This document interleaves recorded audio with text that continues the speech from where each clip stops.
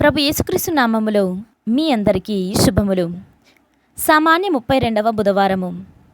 రాజులారా వినుడు, మీరు జ్ఞానమును బడయుదురు. మొదటి పట్టణము సొలొమోను జ్ఞానగ్రంథము 6వ అధ్యాయము 2వ వచనము నుండి 11వ వచనం వరకు. మీరు వేలాది ప్రజలను పరిపాలింతురు, మేము చాలామందిని ఏలెదమని గర్వింతురు. ప్రభువే మీకీ పెత్తనము నొసగెను, మహోన్నతుని నుండియే మీకీ రాజ్యాధికారము లభించినది. ఆయన మీ పరిపాలనా విధానములను, మీ ఉపదేశములను పరిశీలించి చూచును. మీరు దేవుని తరపున ఆయన రాజ్యమును పరిపాలించువారు. కానీ మీరు ధర్మయుక్తముగా పాలింపరేని, న్యాయము పాటింపరేని, దైవ చిత్తమును అనుసరింపరేని ఆయన దిడీలున మీ మీద పడి మిమ్ము ఘోరముగా శిక్షించును. ఉన్నత అధికారులకు కఠినమైన శిక్ష ప్రాప్తించును. ప్రభువు అల్పులను కరుణతో వదిలివేయును, కానీ గనులను నిశితముగా దండించును.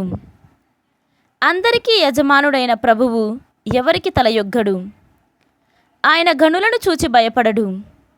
అల్పులను అధికులను కూడా ఆయనే చేసెను. అందరినీ ఆయనే పోషించును. కానీ ఆయన పాలకులకు మాత్రము కఠినమైన తీర్పు తీర్చును. కనుక రాజులారా, నా హెచ్చరికలు మీ కొరకే. మీరు జ్ఞానమును పొంది మీ తప్పులను దిద్దుకొనుట కొరకే.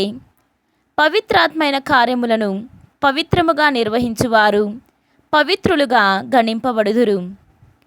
ఈ పాఠమును మీరు చక్కగా నేర్చుకొందురేని న్యాయ నిర్ణయ దినమున మిమ్ము మీరు రక్షించుకోగలుగుదురు. కనుక నా బోధల కొరకు ఆశతో కనిపెట్టుకొని ఉండుడు. కోరికతో వేచియుండుడు, అవి మీకు ఉపదేశము చేయును. ఇది ప్రభువాక్కు. సర్వేశ్వరునికి వందనములు. భక్తి కీర్తన. దేవా లెమ్ము, భూమికి తీర్పు చెప్పుము.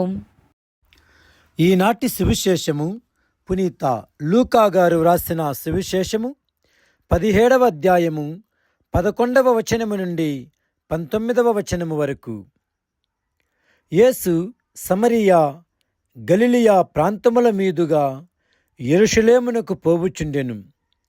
ఒక గ్రామమున అడుగు పెట్టగనే 10 మంది కుష్ఠరోగులు ఆయనకు ఎదురైరి. వారు దూరమున నిలుచుండి గొంతెత్తి, ఓ యేసుప్రభువా, మమ్ము కనికరింపుము అని కేకలు పెట్టిరి. యేసు వారిని చూచి, మీరు వెళ్ళి యాజకులకు కనిపింపుడు అని చెప్పెను. వారు మార్గమధ్యముననే శుద్ధి పొందిరి. అప్పుడు వారిలో ఒకడు తాను స్వస్థతగుట గమనించి ఎలుగెత్తి దేవుణ్ణి స్తుతించుచు తిరిగి వచ్చి యేసు పాదముల వద్ద సాగిలపడి కృతజ్ఞత తెలిపెను. అతడు సమరీయుడు. అప్పుడు యేసు, 10 మంది శుద్ధులు కాలేదా? మిగిలిన 9 మంది ఎక్కడా? తిరిగి వచ్చి దేవుణ్ణి స్తుతించువాడు ఈ అన్యుడు ఒకడేనా అనెను. పిదప యేసు అతనితో, నీ విశ్వాసము నిన్ను స్వస్థపరిచినది, లేచి వెళ్ళుము అనెను. ఇది క్రీస్తు సువిశేషము. క్రీస్తువా, మీకు స్తుతి కలుగునుగాక.